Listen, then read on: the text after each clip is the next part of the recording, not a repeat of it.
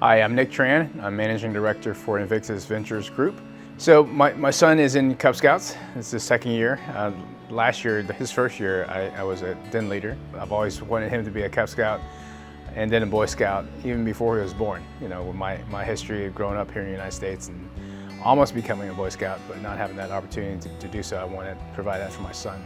My father and I escaped Vietnam the day Saigon fell. It was the day that the communists were coming out on the outsides of the city of Saigon, and we escaped with the, at the very last minute. It was just a close on our backs. My father was a colonel, so if he had been captured, he would have been executed, so we left at the very last minute.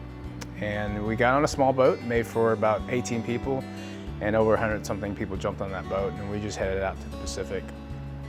3 days later, we ran out of food, ran out of water, and ran out of fuel, and we were stranded in the Pacific.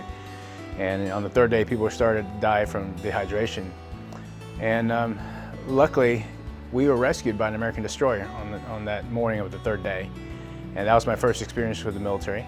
The U.S. military saved our lives and brought us to Guam, where we lived in that refugee camp until we were granted political asylum to come to the United States. My first impression of the United States military was a very positive one. And as I grew up here in the United States, I felt a life debt that I wanted to pay back this country who opened their arms up to us in our darkest hour. So I joined the military right after high school, and I served in an artillery regiment, fought in Desert Storm. You know, after 3 years, I served honorably and got out and started college.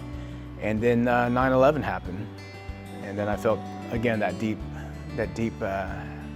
drive, that deep need to serve again. So I re-enlisted and joined 20th Special Forces and deployed to Afghanistan. And then after that, became a combat medic. I reclassed as a medic because I wanted to be able to save people in war. And then I volunteered to go to Iraq and finish that war over there. So 3 deployments from 3 different wars, and went back to corporate America. I worked in oil and gas, and then had my first child, a son, that I always wanted to put in Scout because, growing here in the United States with, in the 70s, we just came here as refugees. We didn't have a lot of money, and my dad had initially wanted to put me in scouting, but then found out the cost was something that we couldn't afford at that time. But growing up, I always admired Scouts, and I knew it was a great program for my son. And before he was born, I knew I wanted to put him in there, and he's in there. His second year. We also have a daughter who's 3 years old, and as soon as she's ready, she's going in there too. Because I want to give both of them life skills.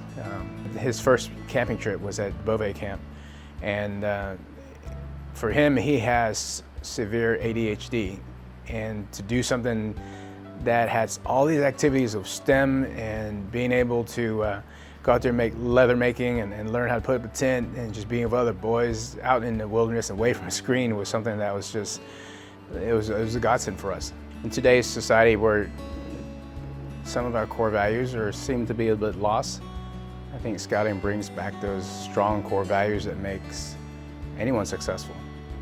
To have that instilled to a child at a young age, or even as they're still growing up, to have that reinforcement. Also, it's not just words. They're actually they are put into action, and to have this program for children to develop the core values and the strength and ethics that made this country successful, I think is critical. And that's why I want my children, both my son and daughter, involved in Scouting until they become Eagle Scouts.